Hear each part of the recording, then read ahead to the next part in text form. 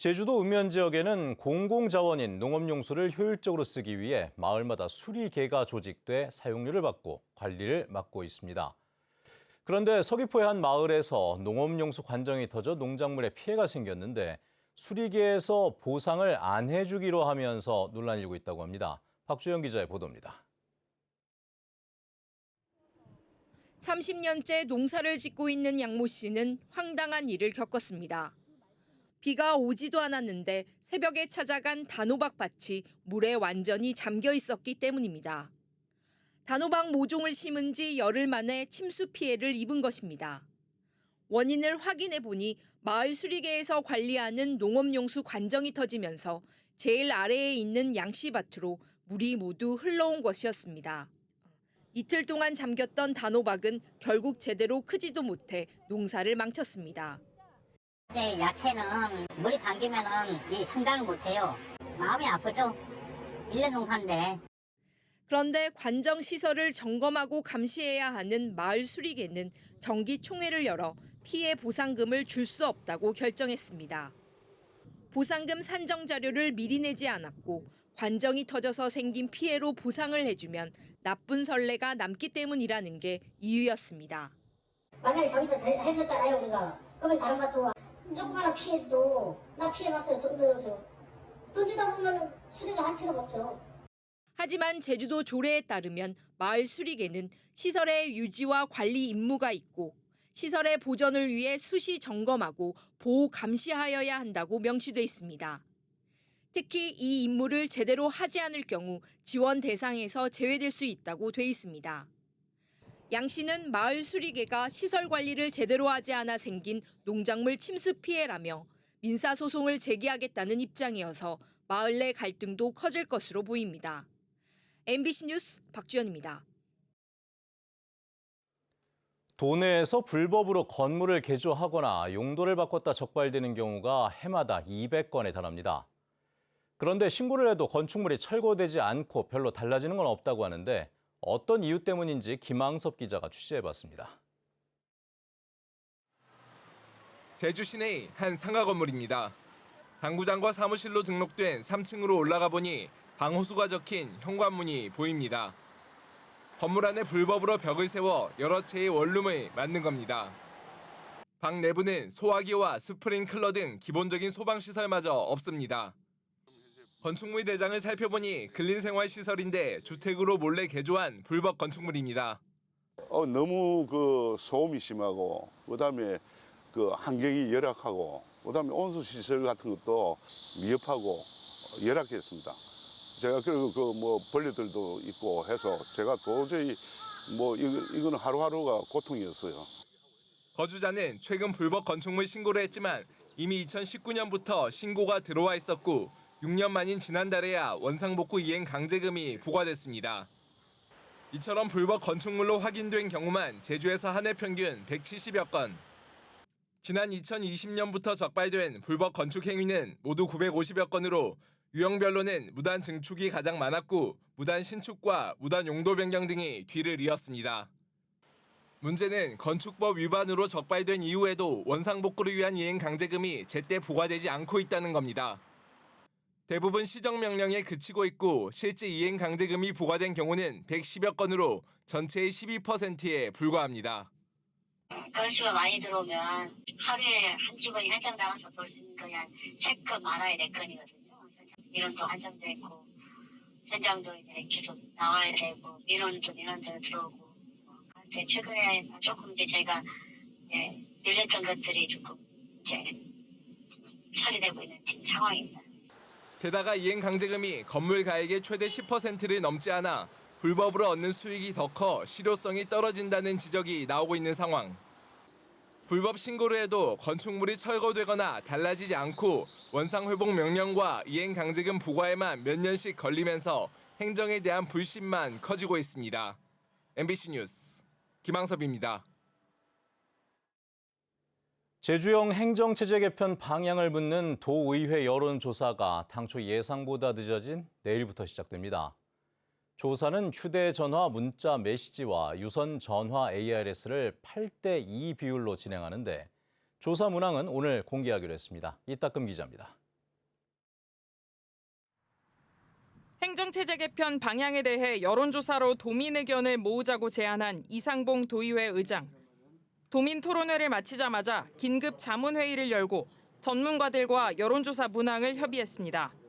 비공개로 진행된 회의에서는 여론조사 문항별 우려사항과 순서, 표현 등을 논의한 것으로 알려졌습니다.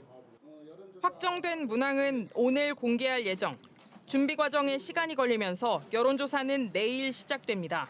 실질적인 여론조사는 21일부터 26일까지 6일간 하고 그다음에는 그거에 대한 데이터에 대한 분석 정의 최종 9월 2일 날 도의회로 제출하기로 예정돼 있습니다. 이번 여론조사의 핵심은 행정체제 개편을 위해 제주시를 둘로 나눌지 말지 도민 의견을 묻는 겁니다. 첫째는 제주도가 추진 중인 제주시를 둘로 나누는 행정구역 개편안. 동제주시와 서제주시, 서귀포시까지 3개의 기초자치단체를 만들고 도민이 직접 3명의 시장을 뽑는 안입니다. 둘째는 김한규 의원이 발의한 쪼개기 방지법에 따라 제주시와 서귀포시 2개의 기초자치단체를 만들어 2명의 시장을 직접 뽑는 안입니다. 이번 여론조사는 1,500명을 상대로 2가지 안에 대한 선호도를 물을 예정. 모바일 웹조사는 이동통신사의 정보 제공을 동의한 도민을 대상으로 연령, 지역별 표본을 뽑아 휴대전화 문자로 링크를 보내 진행합니다. 웹조사에 익숙하지 않은 60대 이상을 대상으로 유선전화 ARS도 병행합니다. 근데 모바일 웹조사는 텍스트로 돼 있기 때문에 일반 여론조사하고 공론조사 그 중간 정도로 보시면 될 것 같고요. 그래서 어느 정도 좀 깊이 있는 조사가 이제 가능한데 제주도의 통일된 의견을 요구한 행정안전부는 도의회 여론조사 결과를 고려하겠지만 제주도 의견 등을 종합적으로 검토해 판단해야 한다는 입장. 제주도가 도의회 여론조사에 대해 사실상 반대 입장을 밝힌 상황에서 조사 결과가 나와도 논란은 가라앉지 않을 전망입니다. MBC 뉴스 이따금입니다.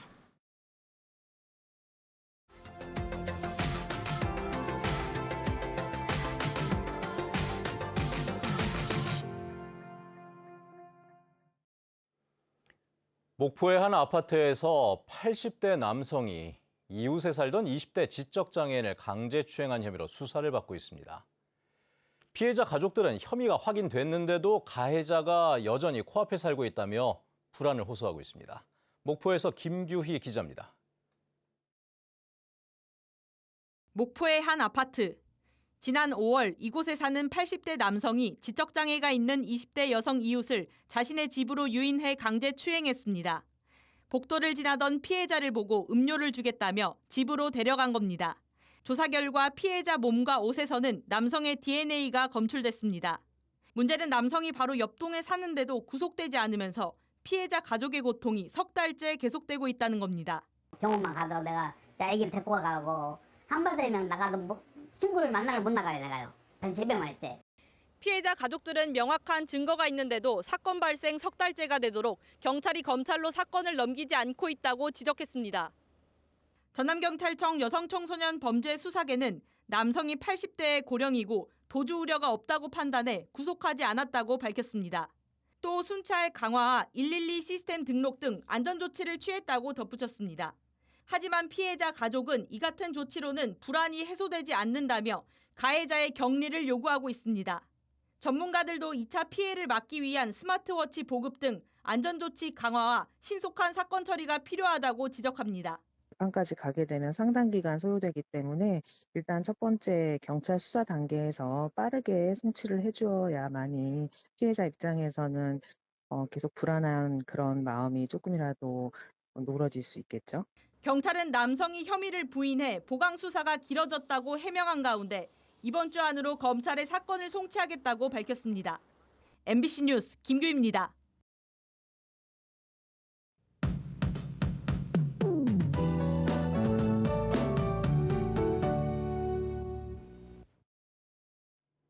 수요일은 오늘 제주의 하늘은 맑은 가운데 구름으로 가득하겠습니다.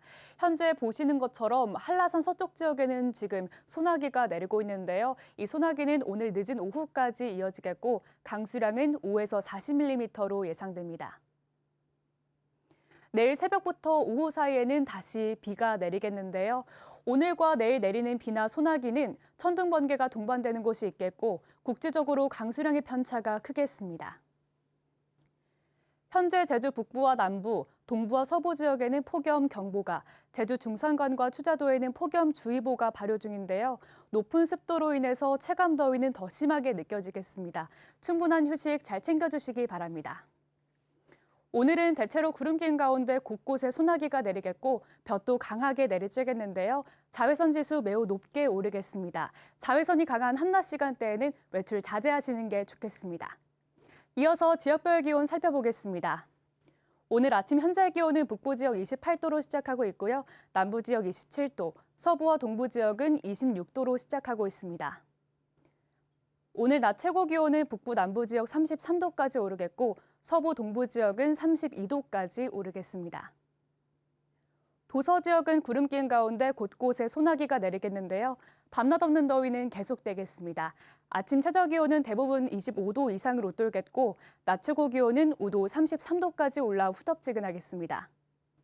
바다의 물결은 제주 전 해상에서 잔잔하게 일겠습니다. 다만 당분간 바다 안개가 짙게 유입되는 곳이 있으니까요. 해상 안전사고에 각별히 주의하셔야겠습니다.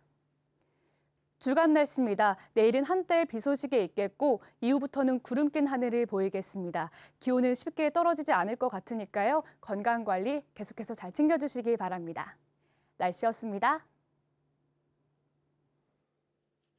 노동조합원에 대한 부당 해고와 전보 의혹을 받고 있는 서귀포의 한 버스 회사가 노조 탄압은 사실이 아니라고 반박했습니다. 이 회사는 해고를 당한 버스 기사가 주장하는 결행 문제는 제주도의 행정 조치 후에 해결됐고 재생 타이어 사용도 도청의 승인을 받았다며 사실과 다른 주장을 펼친 것에 대한 정당한 해고라고 밝혔습니다. 또 다른 기사에 대한 전보 역시 업무상 필요에 따른 조치였으며 사실관계가 명확한 공익 제보에 대해 회사가 불이익을 주지는 않았다고 설명했습니다. 멸종위기 야생생물 2급인 대흥란 자생지가 우도에서 발견됐습니다. 제주도 세계유산본부는 우도에서 식물상 조사를 하던 중 대흥란 4,500여 개체가 모여있는 대규모 군락지를 확인했습니다. 대흥란은 그동안 제주도 본섬에서만 발견됐는데 부속섬에서 자생지가 발견된 건 이번이 처음입니다. 대흥란은 여름철 연한 붉은색의 꽃이 피는데 잎이 없어 엽록소를 형성하지 못해 담자균류의 기생에 살아가는 식물입니다. 공무원을 사칭하는 물품 구매 사기가 잇따르고 있어 주의가 필요합니다. 제주도 교육청에 따르면 지난 15일과 16일 위조된 공무원증과 명함 등을 보내며 교육 공무원을 사칭해 물품 대리 구매를 요구하는 사기 사건이 잇따라 발생했습니다. 교육청은 피해를 막기 위해 대리 구매나 입금 요청을 받게 되면 교육청으로 전화해 확인해달라고 당부했습니다. 학교 급식실에서 근무하다 폐암에 걸린 영양사에게 처음으로 산업재해를 인정하는 판결이 나왔습니다. 서울행정법원 문지용 판사는 1997년부터 제주의 한 학교 급식실에서 근무한 뒤 폐암 진단을 받은 영양사에게 근로복지공단이 요양급여를 주라고 판결했습니다. 재판부는 영양사가 24년 동안 조리를 직접 하거나 감독하면서 연기와 기름 입자 등 유해 물질에 노출됐고 환기시설도 불량했다고 밝혔는데 근로복지공단이 항소하지 않아 판결은 확정됐습니다. 사찰을 돌며 시주돈을 훔친 40대 남성이 경찰에 구속됐습니다. 서귀포 경찰서는 지난달 31일부터 지난 6일까지 도내 사찰 4곳에 몰래 들어가 현금 250만 원을 훔친 혐의로 40대 남성을 구속해 검찰에 넘겼습니다. 이 남성은 경찰 조사 결과 절도죄로 교도소에 수감됐다가 지난달 출소한 뒤 인터넷에서 유명 사찰을 검색해 범행 대상을 정한 것으로 드러났습니다. 제주지방검찰청은 20억 원대 전세 보증금을 떼먹은 혐의로 다가구 주택 건물주의 아들인 40대 남성을 구속 기소하고 70대 남성 건물주를 불구속 기소했습니다. 이들은 서귀포시 안덕면과 강정동에 다가구 주택을 지은 뒤 세입자 28명의 임대 기간이 끝났는데도 전세 보증금 21억 원을 돌려주지 않은 혐의로 재판에 넘겨졌습니다. 세입자들은 건물주가 다가구 주택을 담보로 빌린 돈을 갚지 않아 경매에 넘어가는 바람에 피해를 입었다고 주장했는데 제주지방법원은 다음 달 24일 1심 선고 공판을 열 예정입니다. 7,900짜리도 있고. 제주 바다의 수온이 높아지면 갈치 어획량이 줄어드는 것으로 확인됐습니다. 국립수산과학원은 8월에 갈치가 주로 잡히는 수심 20m의 수온이 27도에서 29도로 높아지면 어장이 약화되거나 분산돼 어획량이 줄었고 21도에서 23도일 때 어장이 뚜렷하게 형성돼 어획량이 늘어났다고 밝혔습니다. 갈치 어획량은 2008년 12,000톤에서 지난해에는 4,000톤으로 줄었는데 국립수산과학원은 내년부터 제주도 주변 어장의 변화를 정밀 조사할 계획입니다. 수능 원서 접수가 내일부터 시작됩니다. 제주도 교육청은 오는 11월 13일 실시되는 2026학년도 대학 수학 능력 시험 응시 원서 접수를 오는 21일부터 다음 달 5일까지 진행합니다. 올해부터는 수능 원서 온라인 사전 입력 시스템이 도입돼 수험생이 온라인에서 직접 본인의 응시 정보를 입력한 뒤 현장 접수처를 방문해 본인 확인 절차를 거쳐 접수증을 발급받아야 합니다.